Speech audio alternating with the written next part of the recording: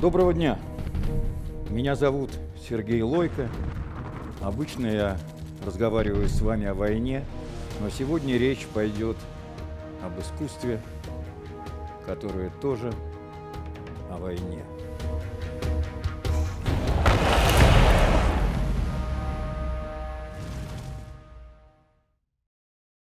Война. Третье воскресенье. Я хорошо поспал, проснулся, улыбнулся, встал и почитал до 25 странички.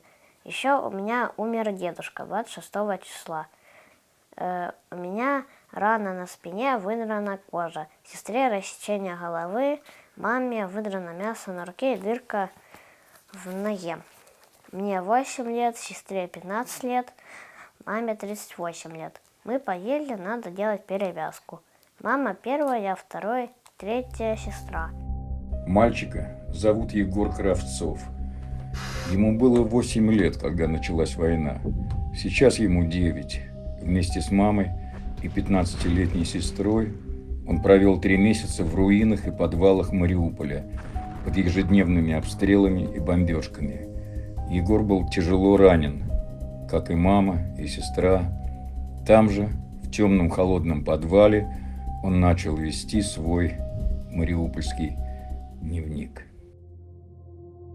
У меня умер дедушка, у меня рана на спине, выдрана кожа, у сестры рассечение головы, маме выдрано мясо на руке и дырка в ноге. У меня умерло 2 собаки и бабушка Галя, и любимый город Мариуполь за это все время, начиная 24 числа. И любимый город Мариуполь за это все время с 24 числа. На этой неделе один из самых престижных аукционных домов мира, Bonhams, открывает онлайн-продажу картины известной американской художницы Жени Гершман, которая называется «Мариупольский дневник». Картина написана по фотографии мариупольского фотографа Евгения Сосновского. Все деньги до цента от продажи полотна пойдут в фонд помощи Украине. Предыдущая картина Гершман, посвященная войне в Украине, была продана за $100 000. Все деньги уже в Украине.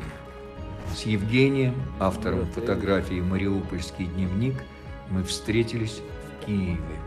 К слову сказать, он дядя Елены Кравцовой. Ты знаешь про аукцион Жени, да? Да. Женя писала мне, связывались с ней, общались по этому поводу. Картина у тебя есть? Показывал копия, мне да? последний вариант картины. Такая огромная картина получилась. Я сразу думал, что она будет поменьше размером. А она последнюю фотографию мне прислала. Такое полотно настоящее вышло, масштабное. Вот твоя фотография. Ты помнишь, как ты ее снимал? Вот этот момент, этот день, как это было? Расскажи. Наверное, помню. Да, через пару дней после того, как мы перешли жить в подвал, 20 числа нас выгнали из моей квартиры кадыровцы. На тот момент Лена с детьми, раненая Лена и раненые ее дети были у нас в квартире. Мы с женой как могли лечили их. Вот. И 20 числа, где-то в 2 часа дня, к нам в дом ворвались кадыровцы, выгнали всех жителей дома, даже не дали ничего с собой взять. Просто выгнали людей на улицу. Но они видели, что раненые дети? Я им об этом говорил. Я им говорил, у меня здесь вот 2 раненых детей, раненая мать их. Лена еле передвигалась 2 палками по квартире. Они все равно, их это не волновало. Они маты-перематы, выгоняли людей на улицу, выходите и все. Мы там успели, что у нас возле дверей взять, там пару термосов. Ни еды не успели взять, ничего. Там какая-то одежда на вешалке висела. Там сумка с документами моя стояла. И фотоаппарат сумка моя стояла. Вот и схватили, побежали. Далеко уйти не смогли, потому что Лена еле шла. Другие жильцы не пошли туда подальше, более спокойные районы. Ну, Да мы там см- еще по улице опасно же ходить было, да? Да, тогда было не очень спокойно там ходить. И Не мы очень смогли спокойно. пройти только вот соседний буквально дом, 50 метров от нашего, он еще более-менее целый был. И там в подвале нам люди разрешили у них остаться. Тоже люди с подвала ушли в более спокойные места, и поэтому там были как бы свободные места оказались. Как раз вот один такой отсек подвальный, там до нас жили 5 человек, и нам говорят, ну вот ложитесь здесь. Там были уже какие-то стеллажи, какие-то тряпки лежали, там мы и поселились. Вот. Дали нам этот масляный такой каганец, лампадка такая, что вот налили масло немножко, то есть у нас уже был светильник наш. Так вот и началась наша жизнь в подвале, которая продолжалась 2 недели. Ну а как ты это снял? Ну, а снял как? Вот я просто увидел как раз вот в один из дней, по-моему, или на второй, или на третий день, потому что на 21 числа уже утром нашей квартиры уже не было, дом сгорел. 21-го? 21 утром я пошел. Нет, какого месяца? Марта. Марта. 21 марта, да. Я вышел, думал, может быть, в квартире там пойти, может, хоть еду найду, там, думаю, кадыровцы уже ушли оттуда. Что-то осталось. Ну, как я увидел, там ни дома не осталось, ни квартиры, ничего вообще не осталось, все было сожжено полностью. Вот, и я вернулся туда, и вот там вот уже в подвале, не помню, в этот день или, может, на следующий день, как раз Егор возле этой лампадки так сел, так, я говорю, Егор, давай я тебя сфотографирую на память о том, как мы в подвале живем. Я говорю, все равно мы выберемся отсюда рано или поздно, а это будет нам на память. То достал свой фотоаппарат и сделал первый снимок. А потом Елена с дочкой, с Егором тоже сели на вот эти деревянные стеллажи. Ну, вот так вот сидели с этой лампадкой рядом. Я просто, не удержался, он действительно такой вид был, что я не смог это не сфотографировать. Вот эта мать, закутанная вся грязная, дети в этом грязном подвале. Я не знаю, но они сами как на картине тогда были. Женя, вы с женой по существу их спасли, когда приютили. Как долго вы жили вместе? А мы с ними фактически были вместе все время, как только даже, можно сказать, с самого начала войны. Единственное, что первые дни мы просто днем туда ходили, потому что там вместе с ними жила мать моей жены, ну, теща моя.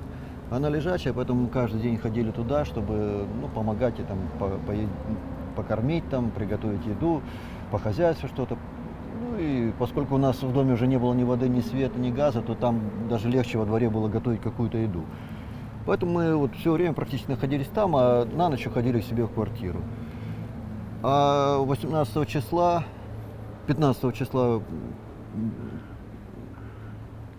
был первый обстрел этого двора, где живет Лена. Марта, да? Да, 15 марта был первый обстрел, тогда снаряд попал в дом матери моей жены. Я как раз находился в этот момент в доме. Пол дома разнесло, попало как раз в ту комнату, где я находился. Но каким-то чудом я вылез оттуда из-под завалов без единой царапины. Только, Ну, оглох. оглох, да, контузия осталась. Это, как говорится, главное, что живой вылез. А уже через 3 дня, утром мы собирались как раз снова идти к ним туда, из своего дома. От нас там буквально 800 метров до их дома, вот близко очень жили друг к другу. И утром мы собираемся идти туда, стук в дверь, открываю дверь, стоит Лена на пороге со своими 2 детьми, вся в крови, в грязи, и дети тоже грязные, волосы у девочки в крови все. Лена говорит, нас обстреляли, мы ранены. Папа, говорит, тоже, папа Ленин и брат, соответственно, моей жены. Она говорит, его тоже очень сильно ранило, но он не смог идти, он там, как смогли, его оттянули немного в комнату, он там и остался. Ну и сразу забегая вперед, скажу, что 26 числа, через 8 дней после этого, он все-таки умер. От большой потери крови и тех травм, которые он получил во время взрыва, он не выжил за 3 дня до своего дня рождения. А Лена вот осталась у нас, и фактически все остальное время мы были вместе. Потом, когда 20 числа нас выгнали из дома, я сразу не сказал, что вот когда Лена пришла к нам, Мы сразу посмотрели на раны. Это был, конечно, ну, это был ужас полный. Я в своей жизни никогда не видел таких ран, когда у мальчика на спине просто вырванный кусок мяса был. У Лены на руке тоже был вырван кусок мяса. У девочки разрублена, рассечена голова до кости была. У Лены еще, она сразу не знала, у нее еще и в ноге было 2 дырки. Вся нога была в крови, штаны. И я всегда говорю, что она, ну, наверное, как какая-то мать-героиня, которая, ну, во-первых, были обстрелы жуткие, когда она к нам шла. Она буквально под обстрелом привела детей к нам, и если бы она их не привела, то они бы там точно погибли бы все. Поэтому вот она фактически спасла и своих детей, ну и себя тоже. С Еленой и ее семьей мы встретились в маленьком уютном городке Бурштин в Ивано-Франковской области. Лена, добрый день. Добрый день. Очень рад, что вы с нами встретились. Огромное спасибо. Вы, конечно, уже видели картину Жени и картину Евгения. Даже не картину, а фотографию, по Да. которой была написана картина, хотя и фотография тоже сама по себе картина, настоящее произведение искусства. Как бы не ужасно это звучало в сегодняшней ситуации. Как появилась эта фотография? В какой момент она была снята? Эта фотография была снята после того, как мы были ранены. Фотография была в подвале снята. В один из дней, когда мы уже немножечко отошли. Вы были ранены. Как это случилось? 18 марта утром был обстрел. Это было, наверное, часов в 5 утра, но еще было темно. Это был первый обстрел. В это время у нас вылетели окна, вылетел замок во входной двери. Вылетели совсем окна или стекла? Ну, стекла вылетели все, да. Посыпался потолок, мы убрали, ну, вроде как немножко выдохнули, забили там чем-то стекла, не помню уже, окна, чтобы не дуло. Ну, вроде как немножко успокоились, начался очередной обстрел, летал самолет над нами. Ну, это было у нас довольно-таки часто, раз по 5 в день, ну, где-то так вот. И начался минометный обстрел. Мы, когда стреляли, прятались в коридоре, ну, как всегда советовали, чтобы не было стекол, не было окон, чтобы меньше вероятность того, что осколками может посечь. Мы прятались в коридоре, и эти прилеты были все ближе. И папа сказал нам всем идти в ванну, ну, как бы там вообще, ну, одна дверь же. Я его тоже звала к нам, но он сказал, я буду держать дверь, потому что дверь уже не закрывалась, ну и при любом взрыве она могла открыться. Мы все зашли, ну, я, мама и дети зашли в ванну, и там прятались. И в какой-то момент услышали громкие, ну, не знаю, взрывы или что это было. И поднялась пыль, и я почувствовала, что у меня на спине крыша лежит, ну, получается. Крышу снесло, и потолок, совсем что там было на потолке, все упало на нас. Ну и в первый момент вообще не понимали, что как, вот просто эти столбы, эти дыма, пыли. А потом постепенно стало это все оседать, первый шок прошел, дети начали плакать, кричать, что им больно. Я тоже почувствовала боль. Ну, даже вот передать не могу, какая-то была боль, вот какой-то удар, весь левый бок у меня просто занемел в тот момент. Дети плакали, кричали, что они раненые. Пыль-то немножко осела, начали выбираться с этой ванны. Когда вышли в коридор друг за другом, мама, дети там друг другу помогали вылезти, потому что все было засыпано. И мы увидели, что папа лежит в коридоре на полу. Он сказал, что я не могу встать, я, скорее всего, поломал себе бедро. Мы перешли в другую комнату, я постаралась осмотреть детей, увидела, что у Ники по голове течет кровь. У Егора я когда подняла, думала, что на спине, ну, легкие вижу через спину. Ну, как бы я не врач, но вот я когда подняла, мне просто на руку посыпались желтенькие какие-то. Ну, я думала, что это легкие, вот честно. Ну, как потом оказалось, это подкожный жир был. У него сняло просто кусок спины. И Просто вырвало кусок. просто вот так чесала до подкожного жира, да. И тоже началась паника, надо чем-то это обработать. В панике ничего найти не можем, нашли Перекись мы нашли и нашли вату. Ну, как бы сейчас я понимаю, что вата это не лучше, чем можно было. Но в тот момент мне просто надо было остановить кровь как-то ему. И минимально там как-то обработала. И через окно в коридоре папа лежал, дверь пошкодила, я забываю русские слова уже периодически. Но мы не могли выйти через дверь, поэтому пришлось через окно вылазить, вытаскивать детей. Папа лежал на полу, он не мог двигаться. И межкомнатную дверь сорвала и в коридоре, не в коридоре, в прихожей, просто ее на пол бросила. Но я его как-то за руку подтянула в ту комнату, где хотя бы была крыша. Но еще бабушка там лежала, 91 год. И вот в этой комнате он прожил после следующих 8 дней, где истек кровью, и умер от боли, от потери крови. При -1 в доме, потому что окон не было. В принципе, все, что я могла для него сделать. То есть не было ни электричества, ни отопления, Не было ни воды? уже ничего не было. Последняя, я сейчас даже не могу вспомнить, по-моему, газ последнее, что отключили, это было, по-моему, 6 марта. При помощи скайпа мы перенеслись за 10 тысяч миль, за 10 часовых поясов, чтобы поговорить с Женей Гершман, американской художницей, автором картины «Мариупольский дневник». Расскажи, пожалуйста, что подвигло тебя написать эту картину «Мариупольский дневник»? Вы знаете, Сережа, именно у вас на страничке на Фейсбуке я в первый раз познакомилась с дневником и прочитала слова Егора, и меня это глубоко потрясло. Мне это напомнило историю, которая повторилась опять, история Анны Франк. Но только разница была большая, то что Анне Франк было 13 лет, когда написала свой дневник, а Егору 8. Это меня глубоко потрясло. Просто мы не должны, никогда никто не должен видеть и слышать и понимать войну через глаза 8-летнего ребенка.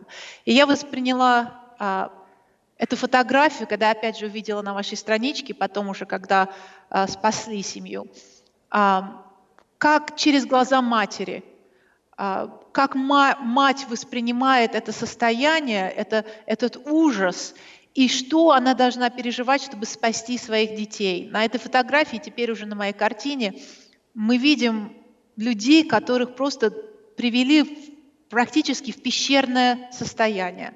В темноте, без еды, голодные, без воды, без света, и только мерцающая свеча, и она освещает лица, на которых до сих пор теплится надежда и уверенность, что они выживут и что будет победа.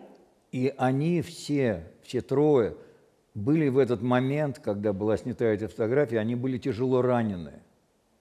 Они просто истекали кровью.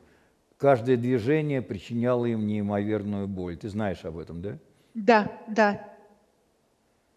Да, я чувствовала, так как я тоже мать, и на картине дети практически детей моего возраста, и я чувствовала это, как будто я оказалась там, и когда я сказала об этом Елене, что на этой картине, на этом месте могла бы я, Елена мне сказала слова, которые меня потрясли. Она сказала: на нашем месте никто никогда не должен оказаться. Это уже вторая, даже третья картина, не считая набросков, посвященная войне в Украине. Первая картина называлась «Первое лицо войны», и там была Елена Курилова из города Чугуева. Это была первая картина. Расскажи немножко о ней.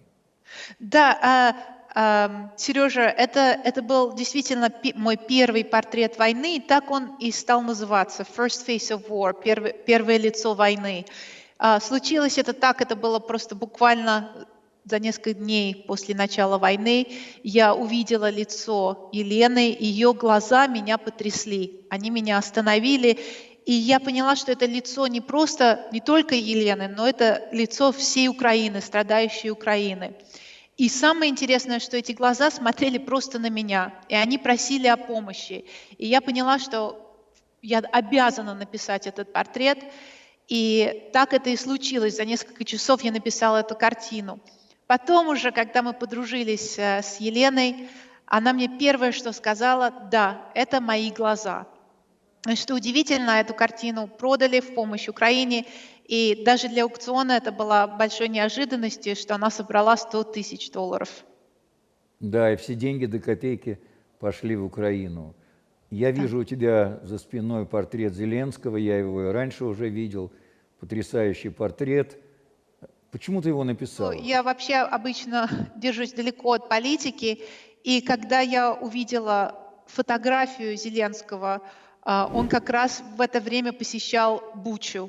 Я не узнала его, я не поняла, кто это. Он настолько изменился, трагедии всего происходящего, его лицо полностью изменилось.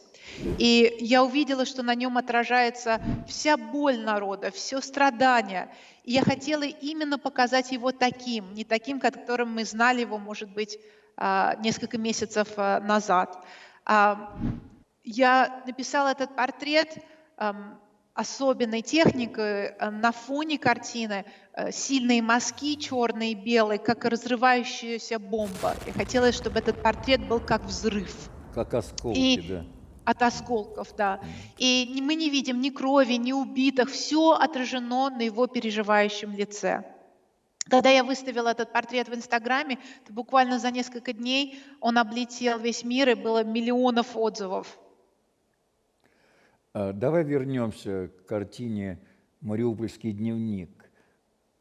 Ты ее 3 раза переписывала, или, точнее сказать, у тебя есть 3 варианта этой картины. Что первые 2 тебя не устраивали, и над чем труднее всего было работать в этой картине? Это было просто как часть жизни. Первый вариант я написала пастелью и поставила его на Facebook, и вдруг мне пришлось ответ, сообщение от Елены и от Евгения, от фотографа и участника этой истории.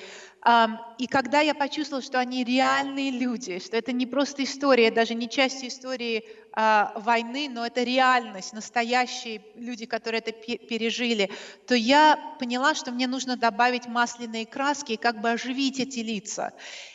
И после этого мы продолжили общение и очень долго переписывались и разговаривали. И я поняла, что я должна еще продолжить эту картину, потому что я увидела настолько, как мерцание свечи все время освещалось новые аспекты переживания, деталей этой истории. И мне пришлось добавить много и много часов пережитых в этой работе технически.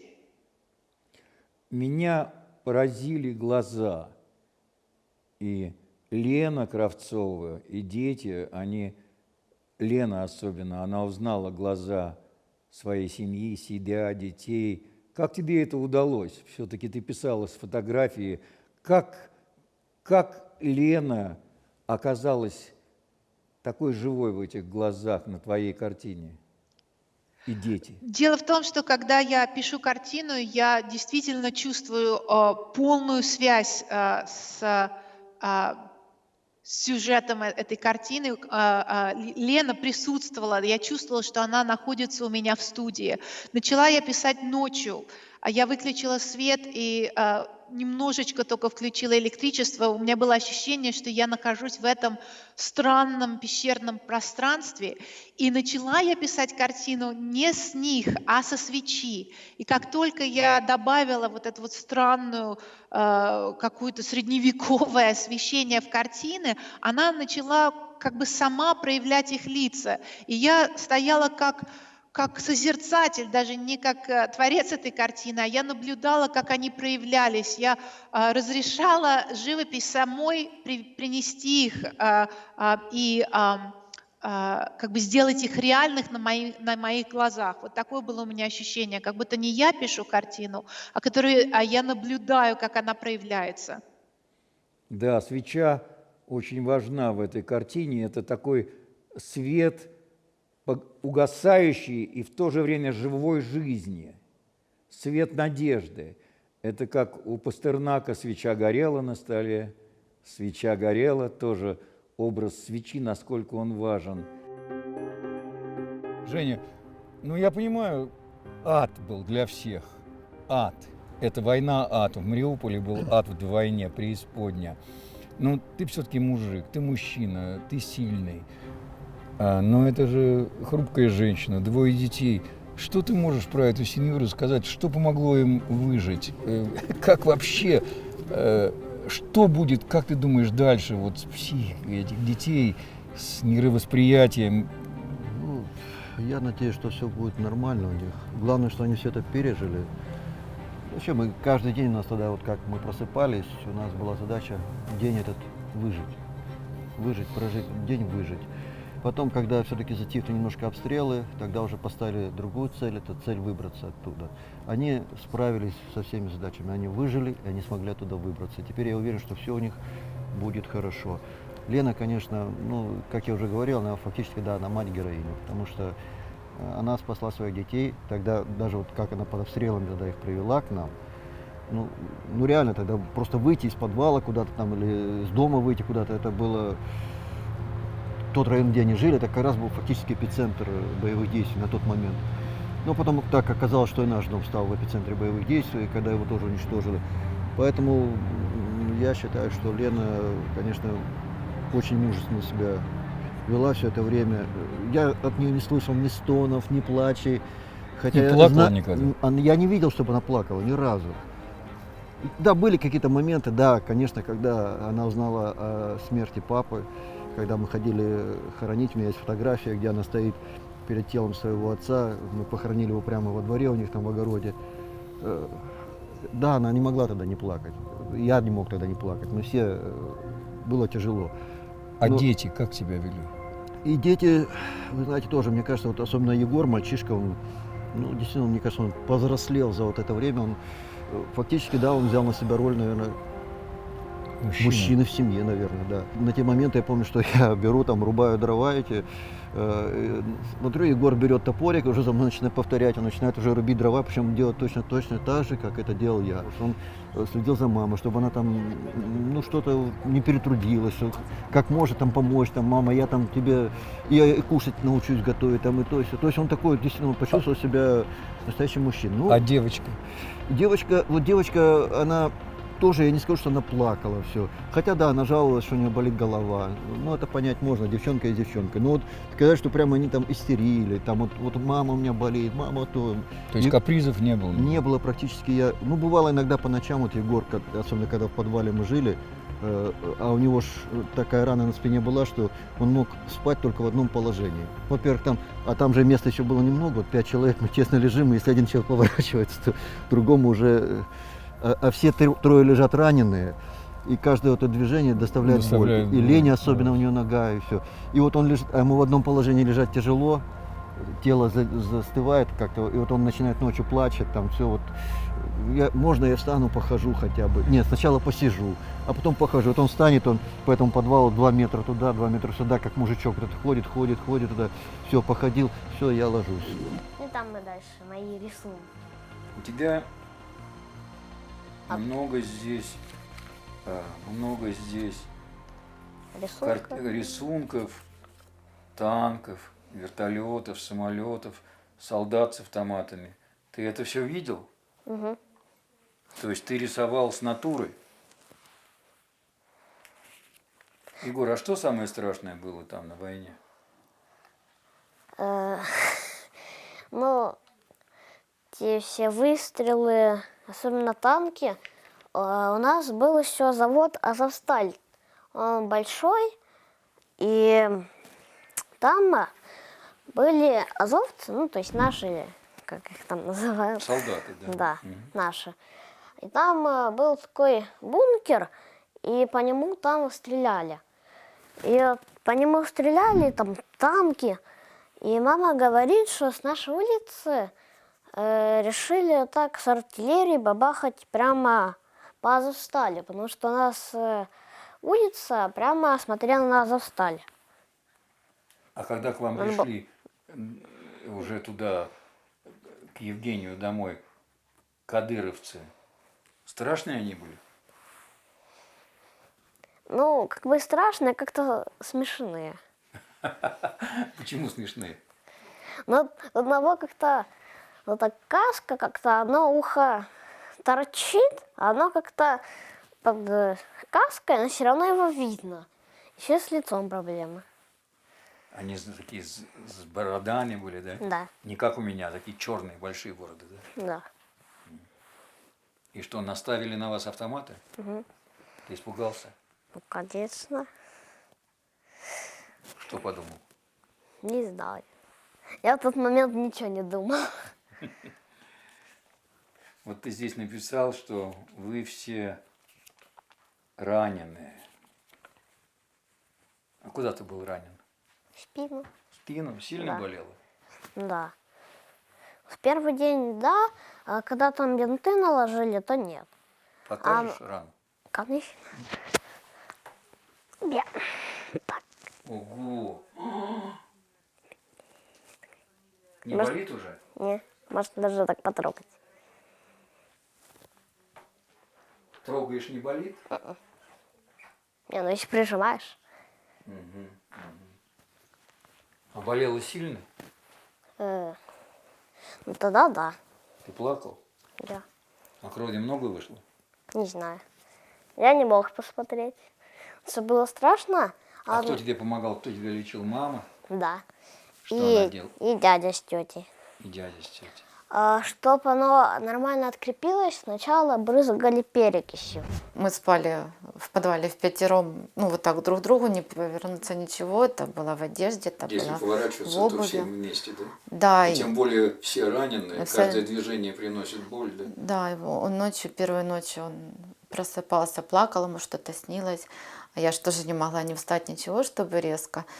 И вот, ну, вот эти первые ночи дядя Женя вставал, вот так его просто ставил, потому что, ну, его нельзя было, ну, там, постепенно как-то, его надо было просто взять, как игрушку переставить.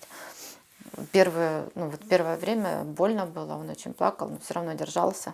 Эти перевязки, когда снимали эти бинты, все, оно ж на живую, ну, присыхало все, там, и пели, и танцевали вокруг него. Ну, и потом уже держался, я видела, что ему страшно. Уже не столько больно, сколько страшно, но держался молодцом. А вот его дневник, теперь уже знаменитый на весь мир, Мариупольский дневник, это он сам придумал или вы ему подали идею? Нет, это он сам, я даже не знала, что он его пишет. Случайно наткнулась, смотрю, блокнотик лежит. Думала, что это рисовал там. Он рисовал там, да? Ну, я просто думала, что это рисунки. Когда открыла, было очень печально и грустно это читать все. Как вам удавалось сдерживаться, чтобы... У вас были там моменты полного отчаяния? Нет. Я всегда говорю, что плакать мы будем потом, после победы. А сейчас надо держаться. Ну, на тот момент. Сейчас, да, сейчас это... Я очень часто плачу, очень, видно, когда вот эта опасность прошла, когда уже можно немножко расслабиться. Сейчас уже истерики, сейчас слезы, а на тот момент нет. Вероника рассказала, как они спасли своего рыжего кота Кузю. Ника, как зовут кота? Кота зовут Кузя. Кузя, сколько ему лет? Ему 3 года. Значит, он с вами там все время был, да? Ну да. Он только летит самолет, он первый чувствовал, заранее прятался где-то, бегал. Прятался, да? Ну, он то под шкаф, то под одеяло, куда-то пытался спрятаться. А с кем он спал? Там с кем хотел, то со мной, то сидеть. Придет к маме на ноги сядет. А на улицу вы его отпускали? Ну да, ему как-то было страшно, он не сильно туда хотел ходить. Ну да, на улице же все время стреляли, да? Ну да. Какие вы молодцы с Егором помогали маме, она сказала. А что вы ей помогали делать? Там мы утром дрова нарубили, наносили дров. У вас печка была, буржуйка? Да не, мы как-то сами сложили, что-то сделали. Типа костра? Ну да, Это на улице вы жгли или в подвале? на улице. И готовили на улице, да? Ну да. Ты что-нибудь готовила сама? Да не, мама не подпускала. Что самое страшное для тебя было там на войне? Ну, наверное, когда получили ранения. Мама говорит, что вы себя вели очень хорошо. Держались, молодцы. Наверное, было очень больно, тебя в голову ранили. Ну да, у меня там шрам до сих пор. А тошнило. Да, ну, чуть-чуть потом перестало. И мы вновь возвращаемся в Лос-Анджелес. Эту картину тоже взяли на аукцион. Это престижнейший аукцион американский, мировой. Это большая честь. Как удалось? Сережа, это очень интересно, потому что я раньше никогда не участвовала ни в каких аукционах, этим не занималась, ничего об этом не знала. Но я стала искать способ, как можно больше эффективно собрать большую сумму в помощь Украине. И аукцион – это как бы самый эффективный способ, потому что у них необыкновенная интернациональная аудитория людей, которые хотят, готовы и могут помочь этим способом. И вот в первый раз нам удалось связаться с Heritage Auction, который является одним из самых крупных аукционов в мире, а сейчас Bonhams как раз даже на уровне Sotheby's удивительное, конечно, что они заинтересовались, но они полностью готовы, они все делают бесплатно, они вкладывают деньги, чтобы писать статьи, распространять информацию и счастливы помочь Украине. Ты москвичка, родилась в Москве, ходила в московскую школу, я учил тебя английскому языку. Сейчас ты живешь в Лос-Анджелесе, ты известная художница американская. Почему тема Украины, этой войны, этой страшной войны, которой не должно было быть, так волнует тебя? По многим причинам. Когда мы уехали из Москвы, одна из главных идей была уехать как можно дальше от этой ужасной политики. И я всегда считала себя художником в стороне от политики и занималась искусствоведением и живописью. Мои темы – это Дюрер, Рембрандт, глубоко в Ренессанс и в дальние времена, которые ничего не имеют с нашим настоящим Но когда я услышала о начале войны в мой день рождения, я поняла, что это смерть, которая постучалась каждому в дом. Это не где-то там, это начало ужаса, который, если мы им все вместе не поможем остановить, то это как чума распространится по всему миру. И я должна была что-то сделать. И, конечно, с другой стороны, у меня есть глубокие корни, связь с Украиной, потому что моя семья родилась там. Мой дедушка, мой прадедушка из Луганска. Давай расскажем сначала нашим зрителям про твоего дедушку.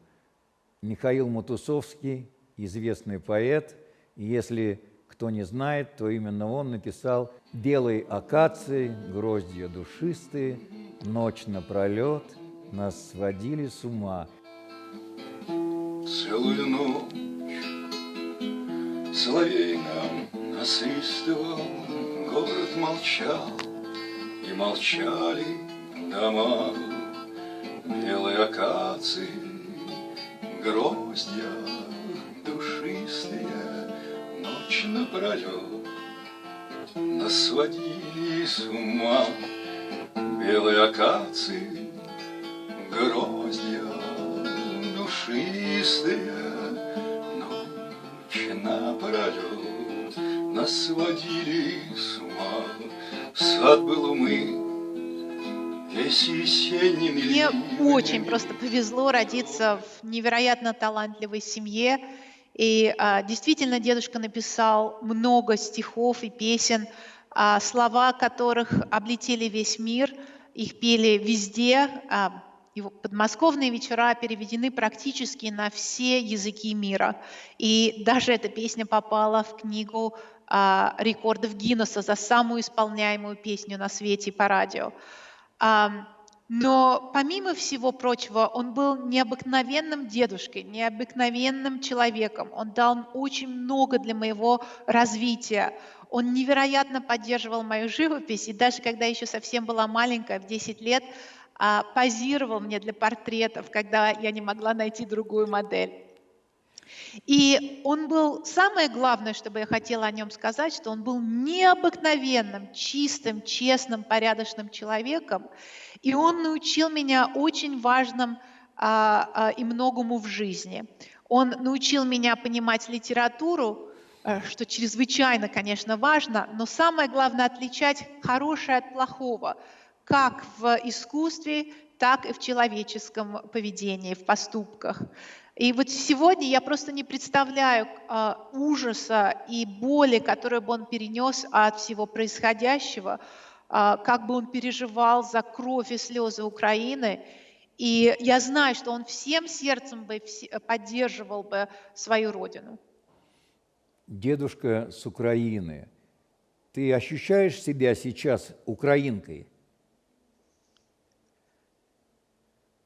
Я ощущаю, что это глубокую связь. И я бы, конечно, мечтала посетить. Я никогда не была в Украине. Я бы мечтала приехать, когда в скором времени, я надеюсь, окончится война, привести свою семью, поклониться моим родственникам, земле, где они похоронены.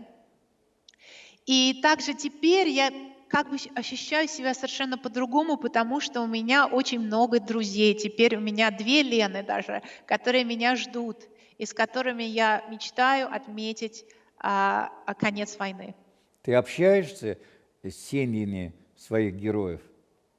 Да, вы знаете, Сережа, это удивительное совершенно ощущение, потому что для меня после написания портрета они становятся настолько частью моей жизни, частью моей практически семьи, моими друзьями. Я стараюсь как можно больше помогать, участвовать в их судьбе, следить за тем, что происходит.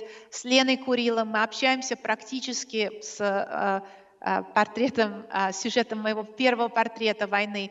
Мы общаемся практически каждодневно, переписываемся, перезваниваемся. И я стараюсь ей быть полезной и помогать как можно больше. И с Леной Кравцовой?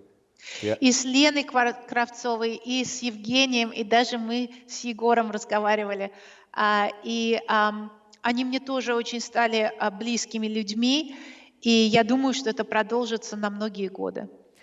Ты рассказывала о семье своей, но ты не рассказала еще об одном члене семьи, который был первым фотографом Луганска. Лев Масеевич Матусовский, мой прадедушка, папа Михаила Матусовского, был, наверное, считался самым важным человеком в Луганске, потому что он именно был первым фотографом, и все события от рождения до смерти, от свадьбы до каких-то религиозных событий, все проходило через его студию.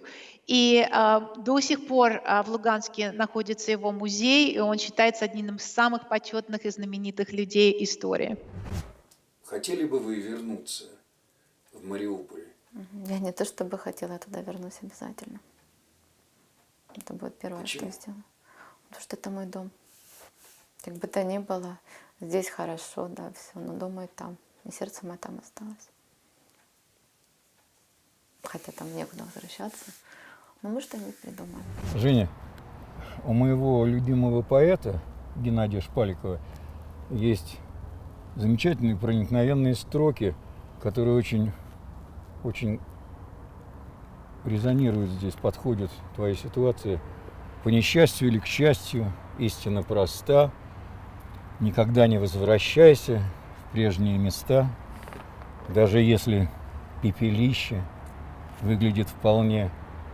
Не найти того, что ищешь, ни тебе, ни мне. Путешествие обратно я бы запретил. Я прошу тебя как брата, душу не мути. И так далее. Ты бы хотел вернуться в Мариуполь и снова жить там? Или как ты думаешь, сможет ли семья Елены, Вероники, Егора вернуться когда-нибудь в Мариуполь? Или это уже отрезанный, оторванный, взорванный кусок жизни? Ну, насколько я знаю, Лена говорила, что она хочет вернуться в Мариуполь. Она хочет, чтобы, ну, во-первых, чтобы дети жили в Украине, хотя им предлагали, вот когда они выехали, им предлагали дом в Британии, им предлагали в Голландии жить, в Чехии. Мне писали люди, я Лене об этом говорил, она говорит, нет, я хочу жить в Украине, я хочу, чтобы мои дети жили в Украине, учились в Украине. Вот. Ну и она говорит, что она хочет вернуться в Мариуполь. Вот настолько она к нему привязана, что хочет туда вернуться. А ты? А для меня это всегда был сложным вопросом, потому что слишком много там пришлось повидать. Возможно, даже Лена не все это видела, что видел я. Потому что когда они сидели в подвалах, а мне приходилось оттуда выходить, в поисках еды, там, воды, то такое все. Ну, даже если Мариуполь отстроят, ну, а его, конечно, отстроят, его освободят, я в этом уверен, потому что после всего, что произошло, просто нельзя, чтобы этот город оставался россиянам. Он должен быть украинским, он и был украинским, и будет украинским. Мы туда вернемся, город восстановят, он, может быть, станет даже еще красивее, чем был, но я не уверен, что смогу туда вернуться. Это все равно, что... Потому что для меня, вот как вот в этом стихотворении, которое сейчас прочитал, да, это город, который будет построен на костях и на крови. И для меня это всегда будет очень тяжелым напоминанием и воспоминанием. Поэтому я не уверен, что... Может быть, как-то что-то изменится со временем, но вот сейчас, вот конкретно в данный момент, я не готов туда возвращаться. А вот и вся семья в сборе, на одном диване, как тогда в подвале. Лена, Вероника и Егор. Леночка, что ты хочешь от всей семьи и от себя сказать Жене? Я Жене хочу сказать, что она просто невероятный человек, сказать ей большое спасибо. Мы ее ждем в гости в нашем украинском Мариуполе после победы.